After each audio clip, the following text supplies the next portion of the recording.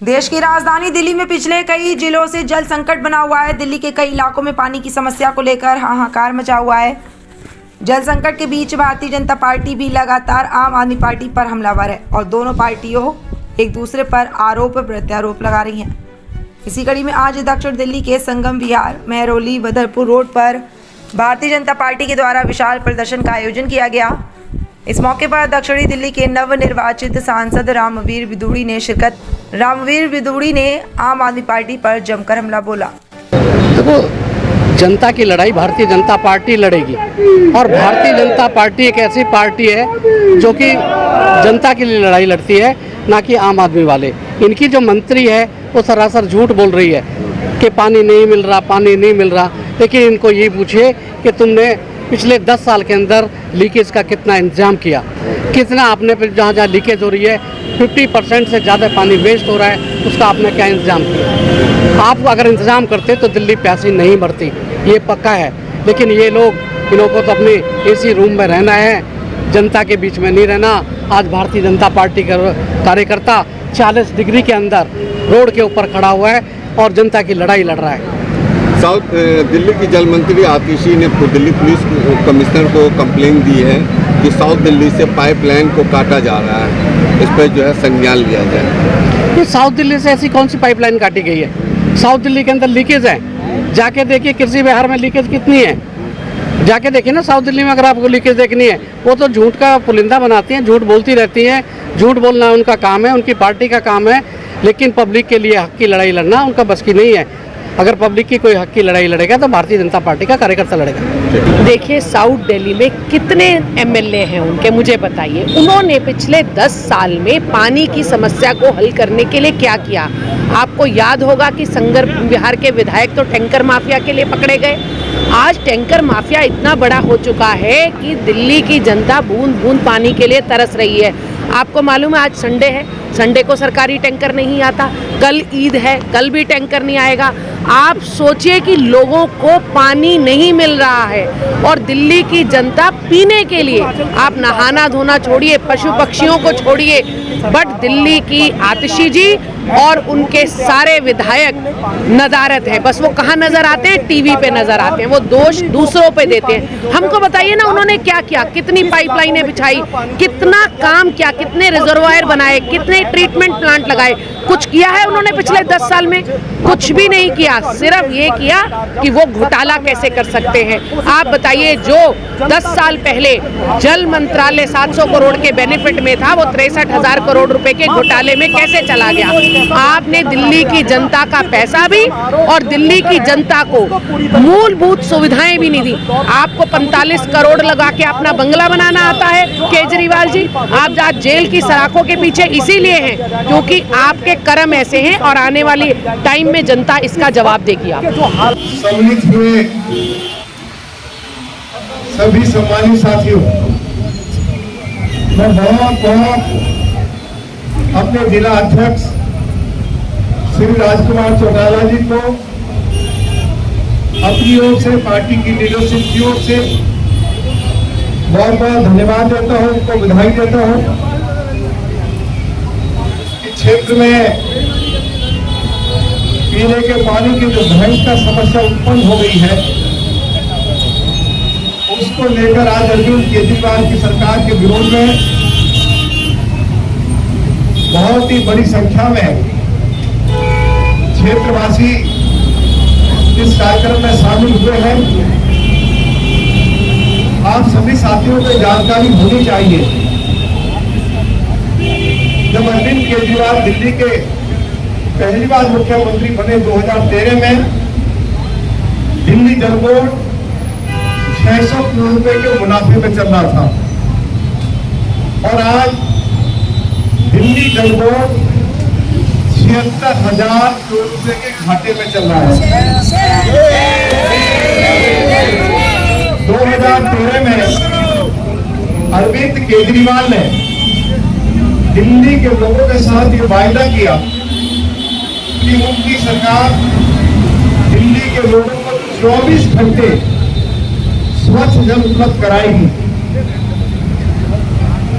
ये वायदा अरविंद केजरीवाल ने मीडिया के सामने भी किया और अनेकों बार दिल्ली विधानसभा में भी इस वायदे के बारे में उन्होंने दिल्ली विधानसभा को भी जानकारी दी। निरंतर 4 साढ़े 4 साल हम अरविंद केजरीवाल से पूछते रहे कि पिछले 9 सालों में आपकी सरकार ने दिल्ली में कोई नया वाटर ट्रीटमेंट प्लांट नहीं बनाया है। आखिर दिल्ली में आप 24 घंटे पीने का पानी कैसे देंगे? अरविंद केजरीवाल ने दिल्ली के लोगों से वायदा किया कि हम बरसात के मौसम में जब बरसात होगी तो बरसात का पानी यमुना में बह जाता है, समुद्र में जाके गिरता है। इस बरसाती पानी को हम यमुना के किनारे जो किसानों के खेत हैं, जो खेती बाड़ी की जमीन है, उसको किराए पर लेकर बड़े बड़े गड्ढे खोदेंगे और बरसाती पानी को उसमें स्टोर करके और उसको ट्रीट कर दिल्ली के लोगों को उपलब्ध कराएंगे, जिससे कि दिल्ली के लोगों की प्यास बुझ सके।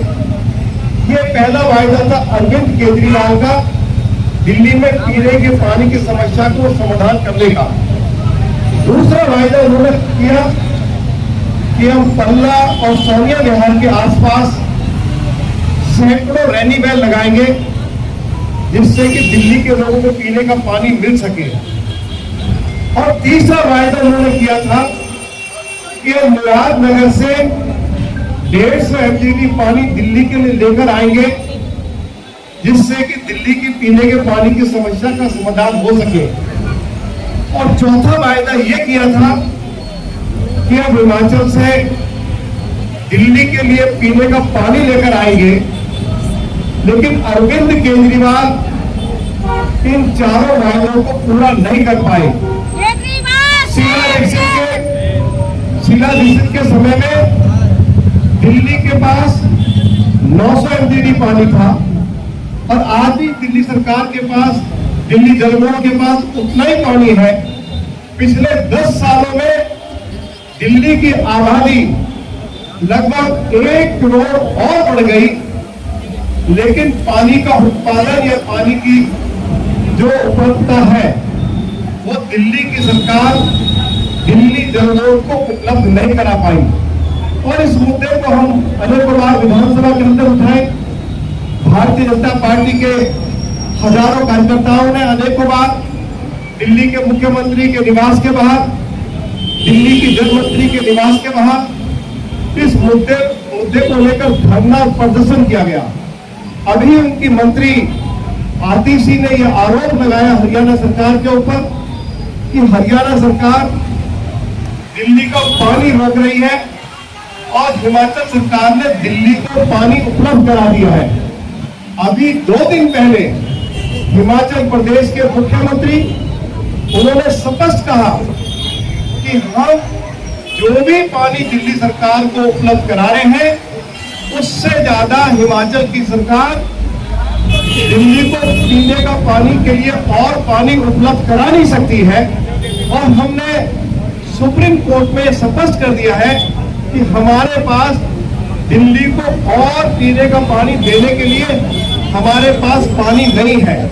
तो ये स्पष्ट हो गया कि आतिशी ने ये झूठ बोला कि हिमाचल सरकार ने पानी छोड़ दिया है, लेकिन हरियाणा सरकार ने उसको रोक दिया है। तो आप सभी पार्टी के सम्मानित कार्यकर्ताओं को, दक्षिणी दिल्ली के सम्मानित मतदाताओं को ये जानकारी होनी चाहिए कि आतिशी की ओर से झूठ बोला गया। सुप्रीम कोर्ट में हिमाचल सरकार ने स्पष्ट कर दिया कि हमने दिल्ली के लिए कोई पानी छोड़ा ही नहीं है। जब पानी छोड़ा ही नहीं गया है तो हरियाणा सरकार ने पानी रोक कहां से दिया? तो समय समय पर ये लोग झूठ बोलते रहते हैं, दिल्ली के लोगों को भ्रमित करने की कोशिश करते हैं। मैं आज सभी कार्यकर्ताओं को ये जानकारी देना चाहता हूँ, हो सकता है कि दिल्ली के चुनाव हरियाणा महाराष्ट्र के साथ हो जाए। अक्टूबर नवंबर में हरियाणा महाराष्ट्र और झारखंड के चुनाव है। हो सकता है कि चुनाव जल्दी हो जाए, और हम तो चाहते हैं कि हरियाणा महाराष्ट्र के साथ चुनाव हो जाए, जिससे कि दिल्ली में भाजपा की सरकार आ जाए